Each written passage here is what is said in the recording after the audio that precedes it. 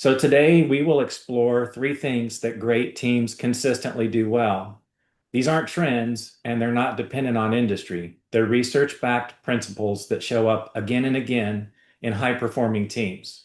And if we get these three things right, engagement improves, retention improves, and leadership becomes more sustainable. I'm going to introduce the three pillars. We'll unpack each one, and I'll share some practical ways that you can actually use these tools and concepts here in the real world. And these three ideas build upon each other. Think of this as a foundation where one piece builds on the second and the second one to the third.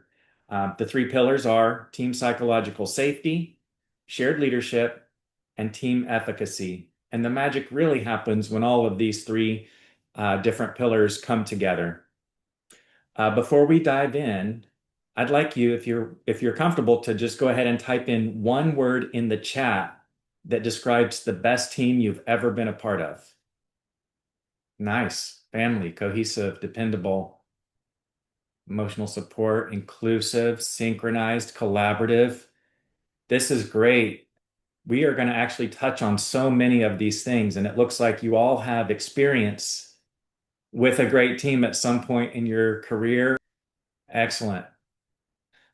So for those of you that I haven't met yet, I'm Dr. Matt Daniel. I serve as the Associate Vice President of Partnership Development at Abilene Christian University. I also teach as an adjunct instructor. My academic background is in organizational leadership, and I've been a leader in various capacities over the last 2+ decades. And my passion is helping teams and organizations perform at a high level without burning people out. I like sustainable leadership and sustainable teams and organizations. So I'm looking forward to presenting this topic and hearing more of your feedback and questions as we move through the presentation here today. Let's just get a couple of key terms out of the way. I wanted to differentiate between a team versus a work group. And they're both functional and they both apply to what we're going to be looking at today. A work group, though, is a little less formal. It's characterized by the least amount of interdependence. This is usually based on having cross-functional teams from different areas that might get together for a period of time. This could be a temporary project or something where we get together. You might meet periodically and hear and share information and then go back to your core teams. And that's the second term. The second term of team, which are highly interdependent. They plan work, they solve problems, they make decisions and review progress in service of a specific function or a project. And team members ideally need one another to get work done. So this would be your group function where you're in a role and reporting to a particular manager or leader, and you've got coworkers within that specific group.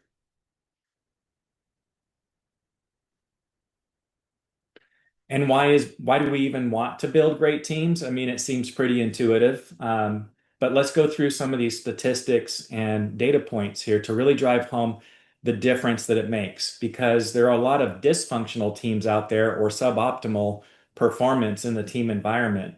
One finding is from Gallup.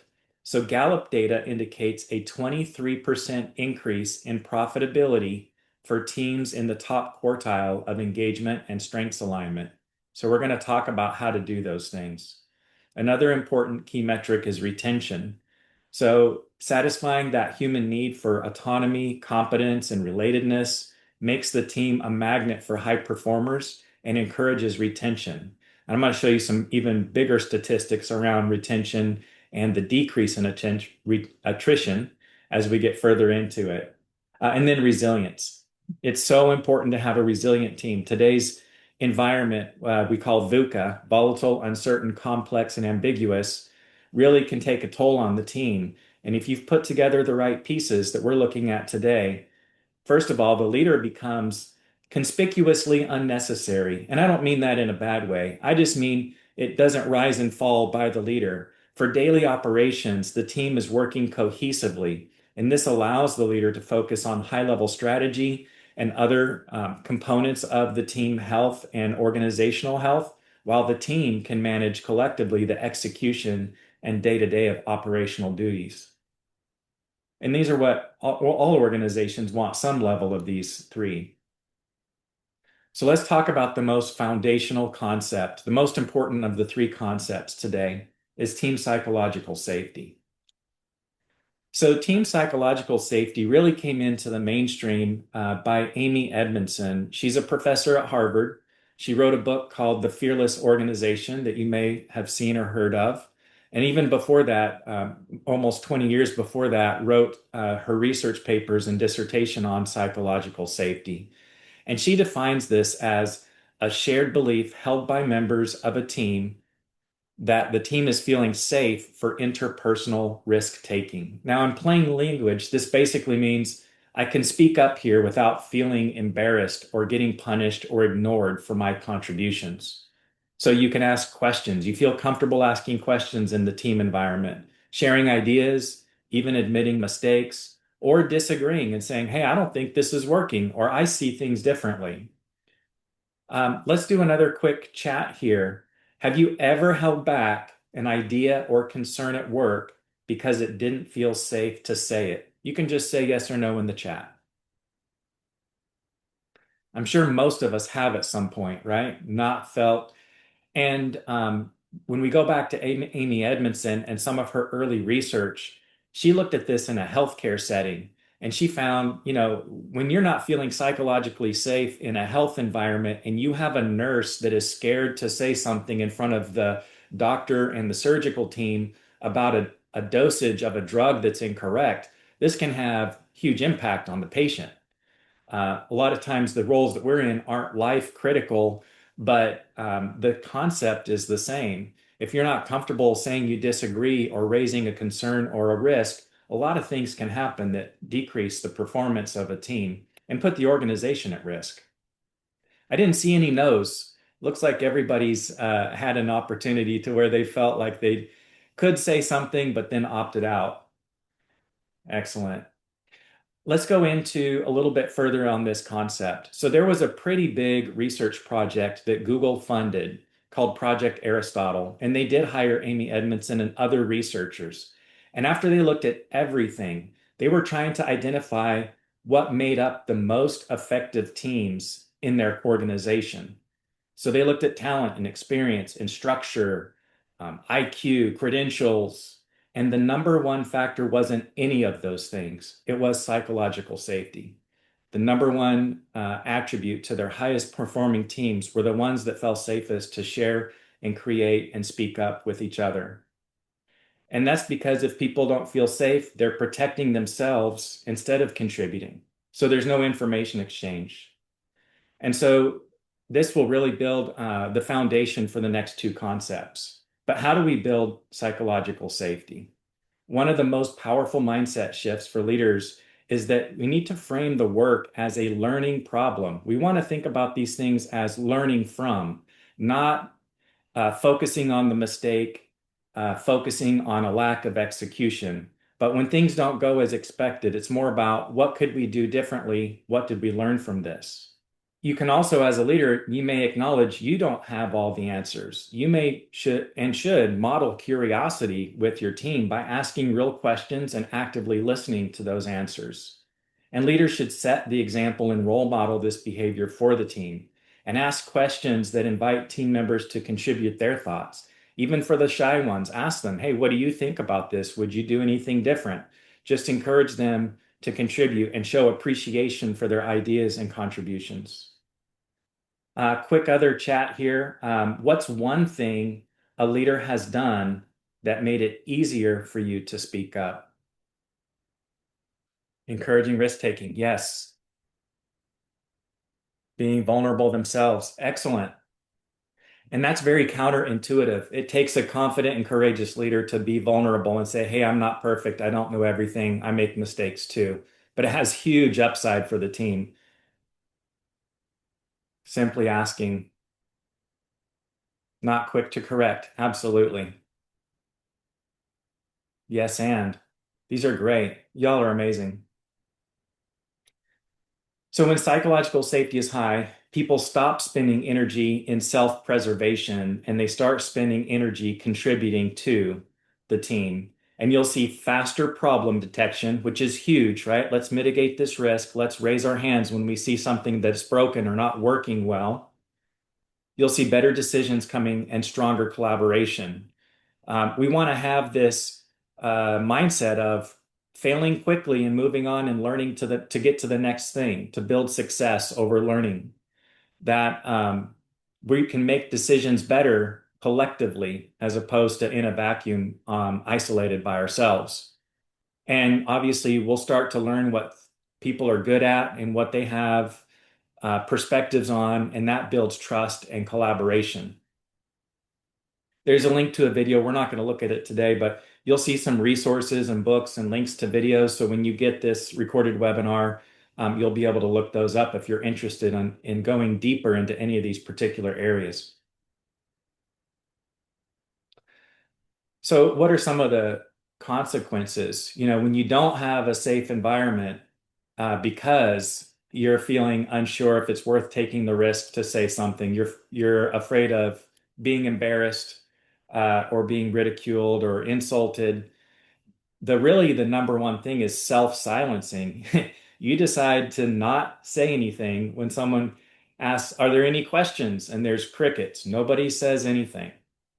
And that's the secret killer to creativity, is that self-silencing then creates a lack of innovation, engagement, satisfaction, and a whole host of other really critical components that are important to a flourishing work environment and a healthy organization. Yeah, I like that question. How does a leader effectively battle self-silencing in his team? Well, there are a couple of things. One is creating that environment as best you can in the team and in the team so that and we're going to talk about this in a minute, when those questions do come up, they're handled in a respectful manner, they're appreciated, and the team is allowed to contribute ideas and so forth.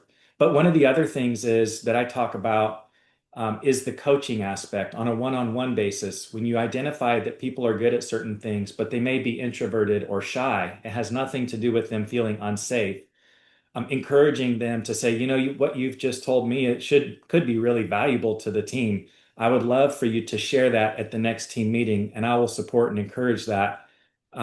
And give them that chance, that little bit of a strong positive affirmation, encouragement to contribute. And we're going to get into more things that we can do to create this safe environment and to encourage contribution and to battle that self-silencing that you mentioned. So let's talk a little bit about what it isn't, because this can come across as warm and fuzzy, holding hands, singing Kumbaya, not offending anybody, not saying anything controversial, but that's actually not what we're talking about at all. It's not about placating to the leader or going along just to get along. Psychological safety does not mean avoiding hard conversations or conflict. In fact, safe teams often have more debate just without the personal attacks or the fear tactics. So you can challenge ideas strongly and be psychological safe. At the bottom, I mentioned civil discourse is allowed. So as long as things are done in a mutually respectful manner with civility, you can have these hard, challenging conversations, and people are allowed to have their different perspectives. And it's not about the absence of accountability. What it means is there are still high standards and high performance. It's not an anything goes type of an atmosphere. The ability to admit mistakes and still be held accountable for learning and improving. So you're held accountable for learning from these mistakes as opposed to just being punished for making the mistake, which is a little bit of a difference and a nuance. And it's not about just getting consensus or agreement from everybody. Again, this doesn't mean everyone is agreeing. You could say in a safe environment, "I see this differently," or "I'm not convinced," or "I think we're missing something," or "I think there's a risk here." So disagreement is allowed. Silence is not required. And it's not about feeling comfortable or uncomfortable. In fact, in a psychologically safe environment, you should be feeling uncomfortable most of the time.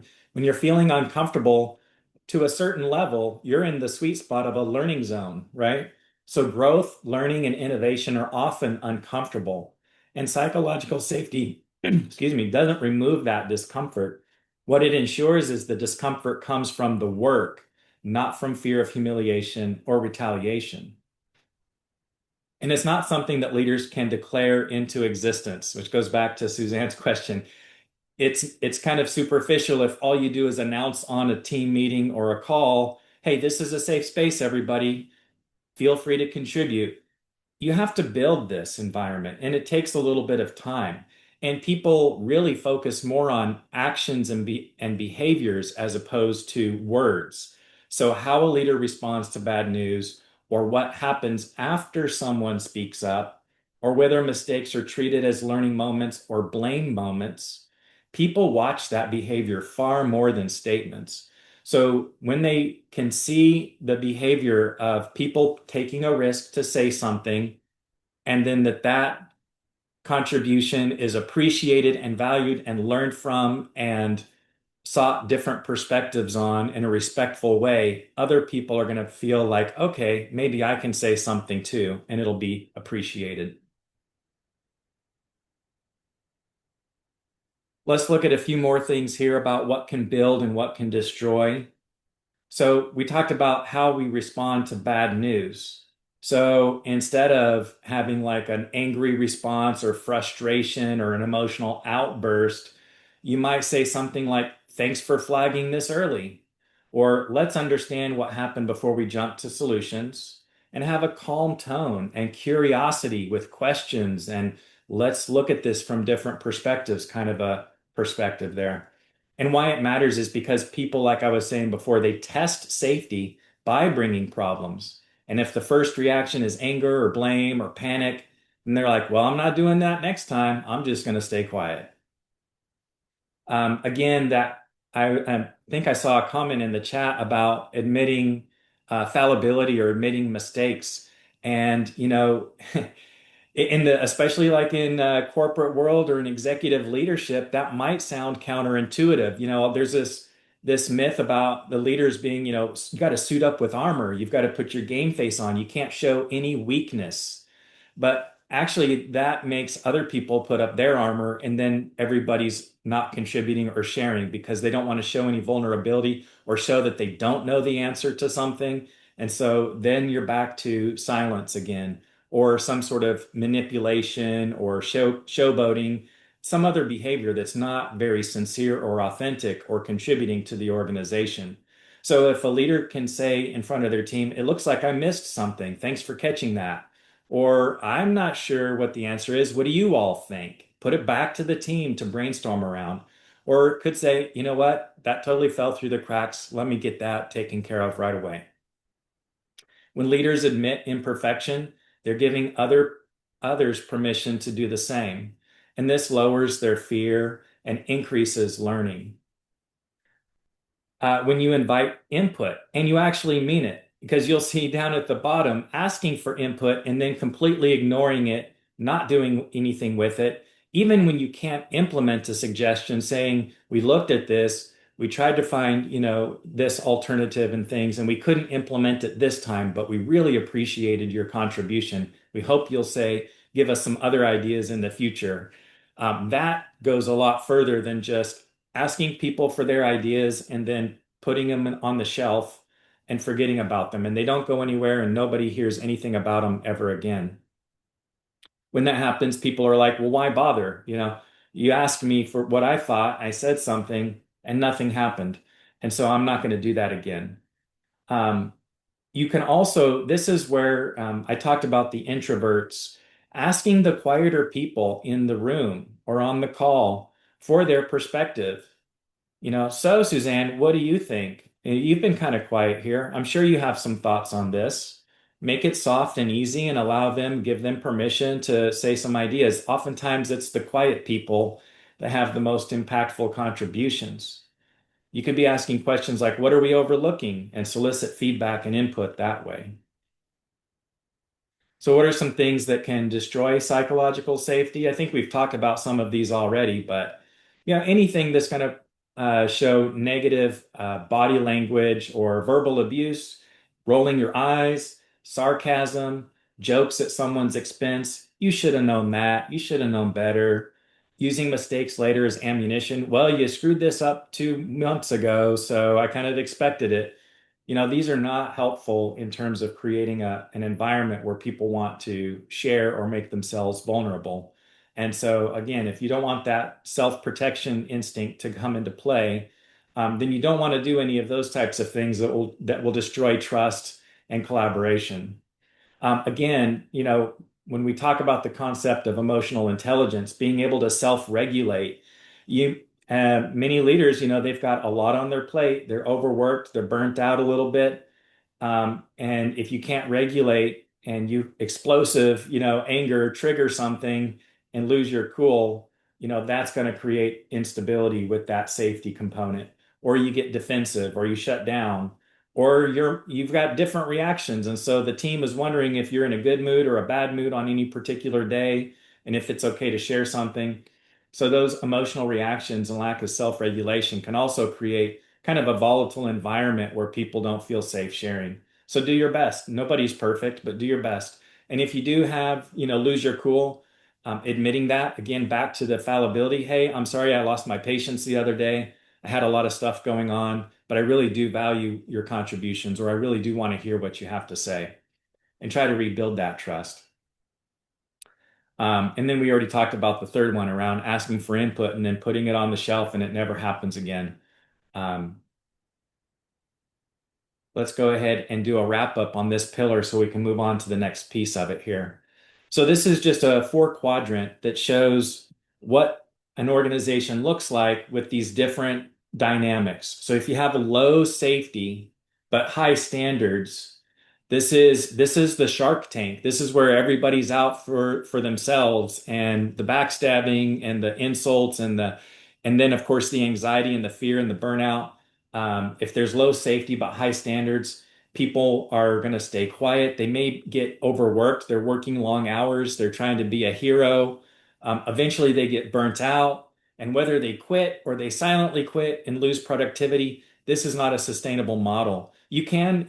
There's a little bit of a false positive. In a team, you can create this low safety, high standards, this kind of uh, you know, military or like tough, overcome, don't be weak kind of an attitude, but it's not sustainable. And in a business or in an organization, when we're talking about years and years, you can't operate in this kind of environment in a productive, sustainable way for the long term. So the low safety, high standards is just going to get everyone burned out and productivity is going to plummet. Innovation is going to plummet. The next one is the high safety and low standards. This is where there's a tremendous amount of safety, but there's no accountability. So there's no growth. There's nothing, everyone's very comfortable. There's no conflict. Feedback is softened. Everybody's doing a good job. There's performance plateaus, and the organization's performance is just flat. It just doesn't move. And it might even decline slightly if it goes on for long enough. The third one, low safety and low standards, is the absolute worst place to be. This is where everybody's checked out. It's complete apathy. There's low safety, and nobody's asking anybody to really do anything or challenge them for anything. There's no initiative. Minimum effort becomes the norm. And this is just people clocking in and putting in their time and going home. The green square there, the high safety, high standards, that's really what you're shooting for. So people do feel like they have some level of ownership and accountability, and they feel not only safe but energized to contribute their ideas and have healthy discussions and disagreements about things, all within the interest of getting us to a better place as a team or as an organization. We've got each other's back, we're very honest, and we can settle our differences in a respectful, humane way. So you don't have to choose between being overly kind and having low standards or being effective and being the tyrant, the dictator. It's about this where we can work hard without being in fear or without feeling that we're going to get shamed or insulted. The goal isn't comfort or pressure. The goal is to have challenge with support. And so when you build this foundation, then the next two concepts and pillars that we're going to talk about become much more achievable. This is how we will turn action and accountability and into impact. So the second pillar is shared leadership, and this is where team performance really starts to accelerate. So shared leadership is defined as a dynamic and interactive influence process in which leadership is shared by multiple members of a group. So it's not locked into, obviously, we'll have a formal leader, a manager with formal authority, but in a shared leadership environment, it's allowed to be fluid, where leadership shifts based on expertise, context, and need to the team member that's best suited to handle a particular situation. Again, this doesn't remove accountability, it multiplies ownership, it empowers the team. So as a formal leader, you might be approached by someone on your team that reports to you on a particular question. But if someone else actually has special knowledge or expertise in something technical, or is great with people, or is very good at critical thinking, you might refer, instead of being the one person solution for everybody, you might refer them to say, hey, so and so is actually really good at that. Why don't you give them a chat and see what they think you should do in this situation? And so on strong teams, leadership should flow to the highest and best use within that team. It's kind of like an organism that can adapt to different situations. We're going to take a look at that too. Now, the research consistently shows that shared leadership improves performance, adaptability, engagement, innovation, and even reduces burnout for formal leaders because they are sharing the leadership load. And in addition, it empowers the team members and allows them to develop and mature as future formal leaders for the organization. So this is great pipeline development for future leaders. All right, so I've got another question for you to put in the chat. Think of a time when someone without the leader title actually stepped up and made a difference. What did they do? Yeah, spoke up. Sometimes that's all it takes. Hey, I see something. Took on a project. Fantastic. Got something done. Took ownership. Excellent. Mentored newer team members. Fantastic. So let's take a look at these different models here.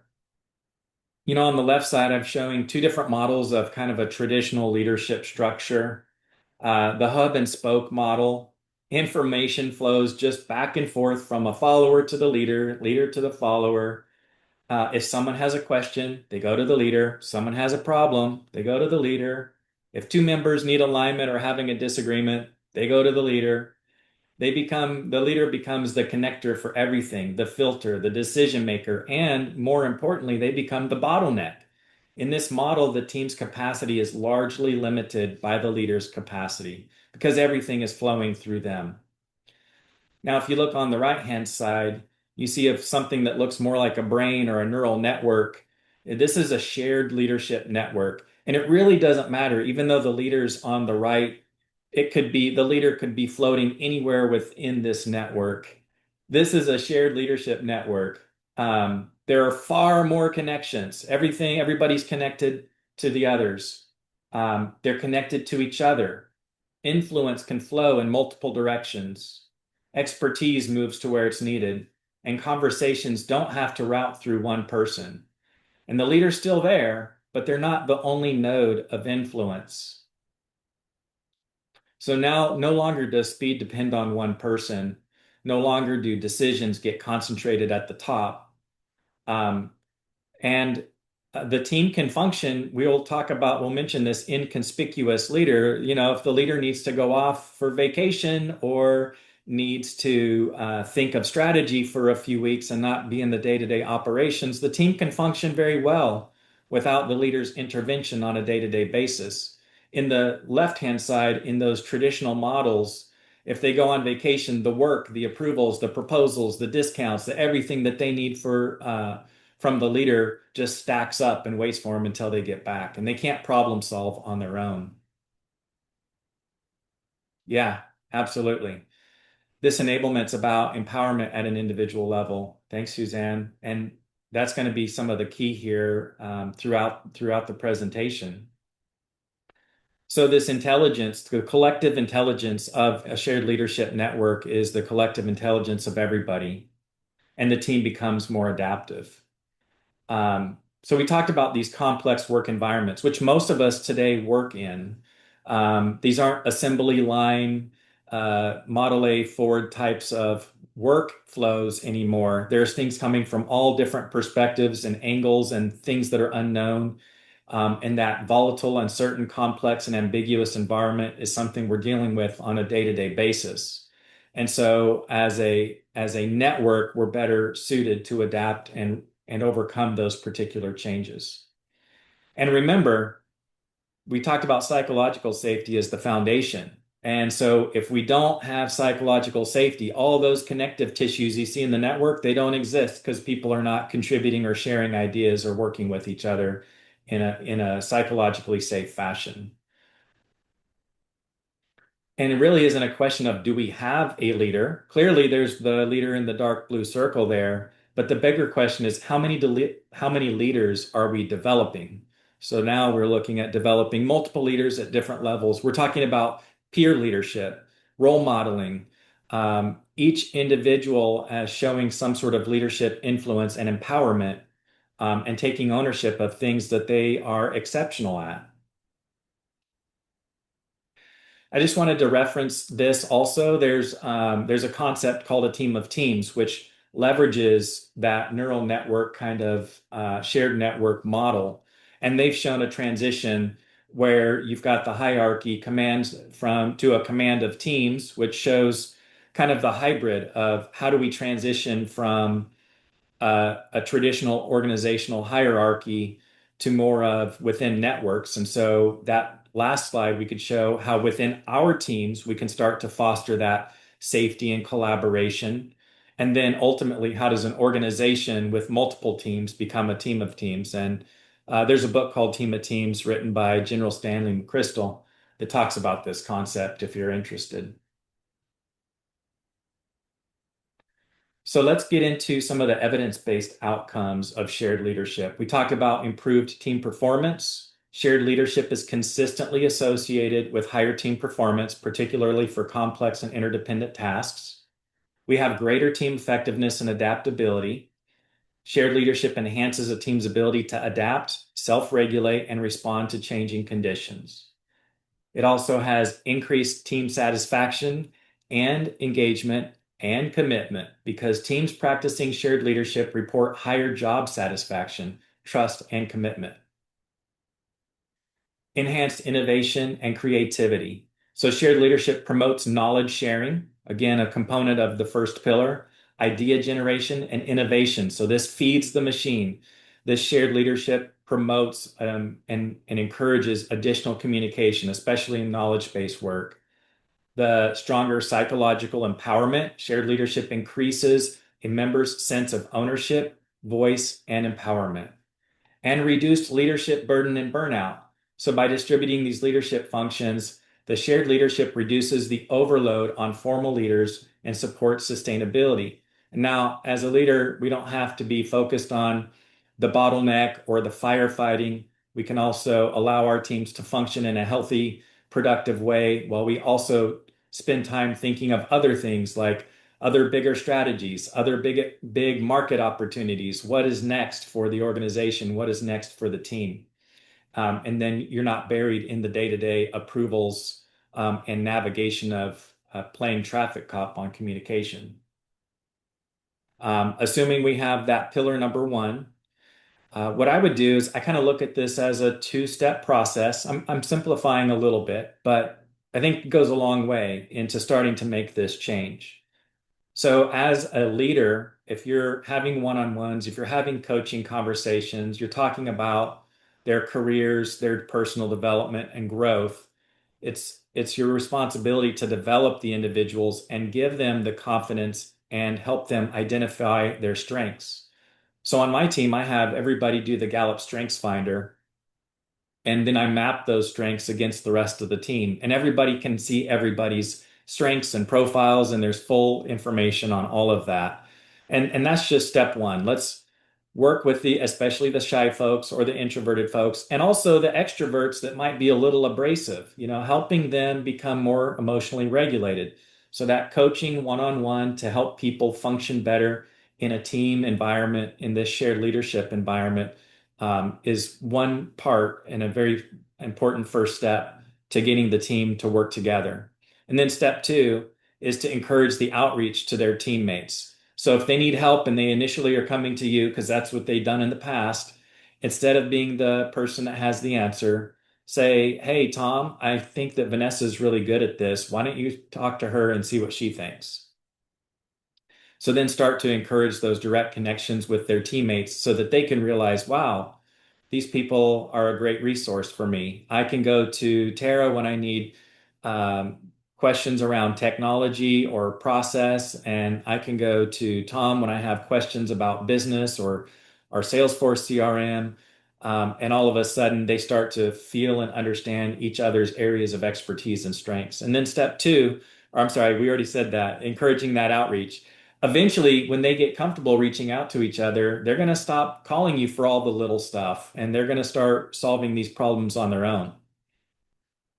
Another great tip, and I love this, I try to do this anywhere I'm at, is to create a mentor program. You can start it as a mentor program for new hires, giving some of the seasoned team members the opportunity to get a new person up to speed, but also provide those mentors the resources and the support. Help them understand what being a good mentor looks like. Provide them an outline and structure for them to be a good mentor to the mentee. And they will build those relationships and understand what each other's good at. I've even seen that towards part of the process of the mentor program where the mentee is sharing, because they may come from an outside organization or have different experiences, helping the mentor learn just as much about different things that they know about as the mentee, and they begin to share in knowledge and experience and learn from each other. All right, so I wanted to go through just a few of these common misconceptions around shared leadership because it is not always intuitive and it can be a little scary for a leader to feel like they're giving up some of their power or influence, or that back channel communications are happening without them being able to monitor or observe what's being said or done. And there's a lot of concern around that. But it doesn't mean that shared leadership means there's not a leader or that the leader is weak or they're not in tune. They still matter. It's just that the role shifts. They're able to use their strategy and they're going to be able to use a higher, better use of themselves as a leader to do bigger impact activities as opposed to being communication coordinator or proposal approver. The shared leadership can be conceived as being slow to make decisions, but it actually can improve not only decision quality, but also speed, especially in these complex tasks. They're able to reach out to people that are very good at a particular thing. You know who's good at what, and you can resource appropriately. Um, Not everybody has to lead all the time. You're leading in a temporary situation that you're very good at, and then you relinquish that when it's somebody else's turn to shine. And so this is like a passing of a baton and a flow more than everyone. There's not this the myth of like too many cooks in the kitchen, right? No, this is a sharing of the leadership depending on the situation and who's best able to help in that particular situation. So it's fluid and task dependent. And then there's the myth that it only works in flat organizations. But as we shown in a couple of these diagrams, it can work within hierarchies. You can still have this network within your team, and then it can spread to other teams as well. So you can transition and you can use it in a traditional hierarchical organization at the team level. And that's usually the place that most organizations start. All right, we're getting ready to finish up on our third pillar here, team efficacy. So we've talked about the first two pillars, and this third one is really where the high octane comes from. So, now it's safe. People are working and communicating and sharing ideas. We know what each other's good at. We've empowered everybody on the team to become leaders in their particular situation and context where they shine. Now, how do we produce this efficacy, this effectiveness, so that you have a highly effective team? And that's sustainable. And that's where team efficacy comes in. It's a shared belief from the team that we can do this, we can adapt, we can overcome, we can figure this stuff out. And when that belief is strong, teams don't just function, they flourish, they become resilient, they persist through the difficult times. So it goes from I'm capable to we're capable, and we can handle all these different challenges and pressures to figure things out. And that belief drives a lot of how we respond when things get difficult. This is not about individual confidence, although we have to have individual confidence, but that translates into collective confidence for the whole team. And when that's high, then really almost nothing can stop them. So teams with high efficacy tend to take ownership, right? Now they feel like they own the team, they own a part of the process, and they are accountable. When they own, they take accountability, and they're not waiting for permission or an approval. They feel confident in working with themselves and with the team to accomplish tasks and to make decisions. And they persist when there are things that they know they can learn from their mistakes. They know that they can rely on each other, so the persistence is higher, the adaptability is higher, and they know how to rely on each other in order to get through challenging situations or in a high growth situation, how to continue that growth. When we combine team efficacy with individual strengths, the first thing is, knowing strengths. That was the everybody take an assessment, let's put it on a chart. That gives you awareness, but that's not functional. It's just knowing what people are good at. You actually have to change the behavior of leveraging the team's strengths, getting used to, as a leader, helping encourage, well, so and so is good at this, you should talk to them, or they know more about this than I do, they're a better resource, go check with them. So these high efficacy teams, they've gotten to where they know who's good at certain things and who to go to, and they trust each other. They trust the people in those moments, and they design work so that those strengths are activated.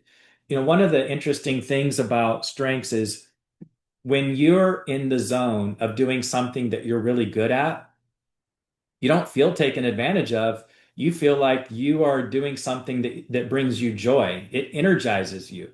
It's something that you shine at. It's a strength because you naturally are wired a certain way to do things, and it feels good to be in that sweet spot of your strengths. And so when you're relying on each other, it's actually both people win. The person that needs the help is getting better advice or guidance or solutions than they could come up with themselves, and the person that's giving it is operating in their strengths and being energized by the work. And so that creates an upward spiral of energy and abundance. So here are some real statistics from Gallup. When teams are intentionally focused on their strengths, uh, let's just go through some of these. They're really staggering. So 29% of employees are more likely to stay with their company for the next year. So retention. And 42% are more likely to remain long term. Again, more retention. And it's influenced by how people are experiencing their work, and engaged in their work, which relates to the next statistic. 23% is higher employee engagement. People aren't just clocking in and putting in their time. They're actually actively engaged and contributing in a more meaningful way. Performance, just as a raw measure, performance has increased by 18%.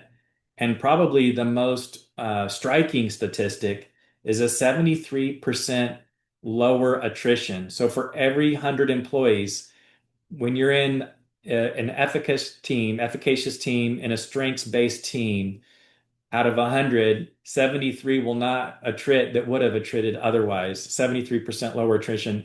This isn't just an incremental improvement. This is transformational.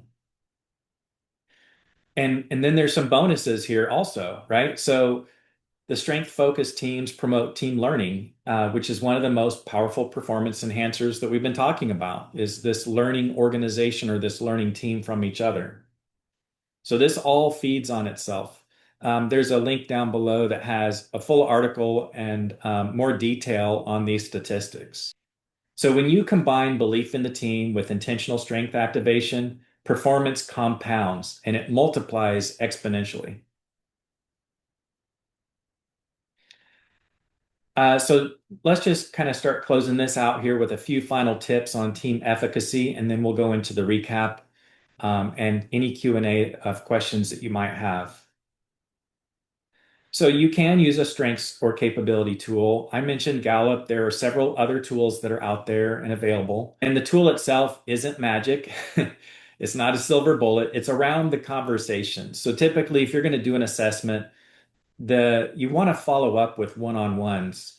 You want to have a conversation with each person about their strengths and understand how they feel about them and how when they feel energized in the workplace when they're operating within their strengths. This is going to give you a lot of context about certain situations or scenarios where they really shine, which you should be documenting and filing away so that when you're collecting all this information, you'll have that reference when people are asking you for things, and you know because you've talked to everybody what they're good at and you've seen the work that they can do to help refer them and build that team efficacy. So that one-on-one coaching, not only for post-assessment that's critical, but also just helping people identify and promote their individual strengths and looking for opportunities. They can call it, you call it job crafting as well. These side projects or opportunities or instances where they get to really use their strengths and help the team overall. And just continuing to encourage your team to work with others. One of the kind of go-to statements I think I said previously is when I'm asked a question, whether it's in a team setting or an individual setting, and they're like, I have this situation, what do I do? Um, First question I ask, well, is what do you think we should do? Most of the time, employees are going to have ideas of potential solutions, but they just aren't going to volunteer them first. They want to see what you say. But if you say, well, I'm not really sure, what do you think we should do about this? And get them to respond, that's going to be a great way, again, to kind of foster that solution-oriented thinking and that it's safe to contribute. All right, so let's go ahead and do a quick recap here. So what we've covered today is that teams feel psychologically safe, learn and experiment more. They spot problems earlier, which is super important, and they make better decisions because there's more perspectives, there's more expertise and knowledge that's being shared.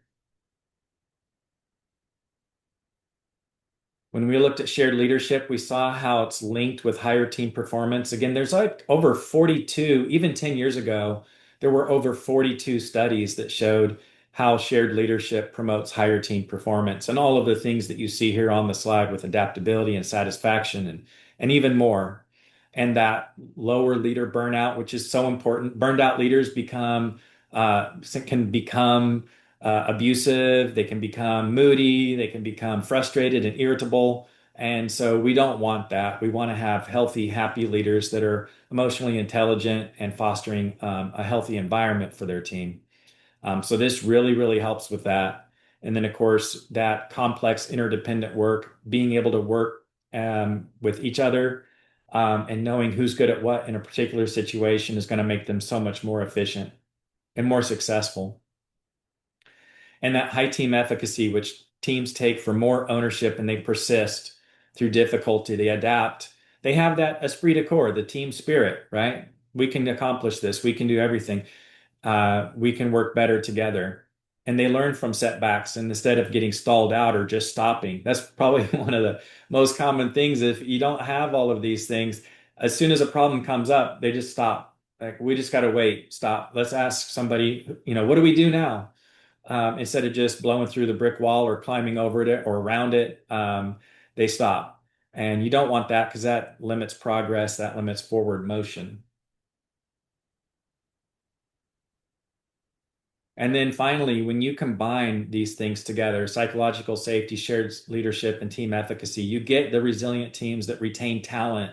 You can sustain high performance over the long term because you're not cashing in those emotional chips, burning people out and overworking them and making them feel bad about themselves.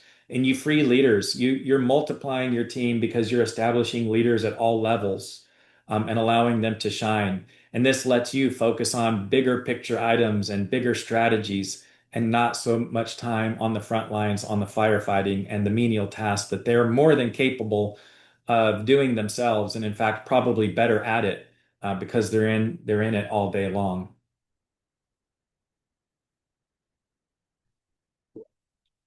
What I want to do is just quickly go over a little bit about ACU, Abilene Christian University. We invite our partners to these webinars as just a value add. Some of you that organizations that may not be partnered with us that came in as a guest, we just want to let you know that we do have a corporate partnership program that provides discounts for employees and free application waivers. If you're interested in any of this additional information, you can click on either of the QR codes. The top one is about our corporate partnership program. The bottom one is about our professional development, which is called the Executive Education and Professional Advancement.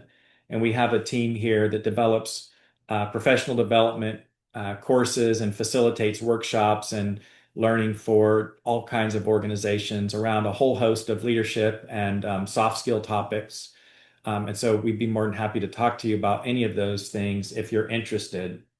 And then lastly, we do have a brief survey. It's just 3 questions long. You can either snap on the QR code, or as we close out the webinar, you should be able to answer those questions and we'll also send it to you. We'd love your feedback.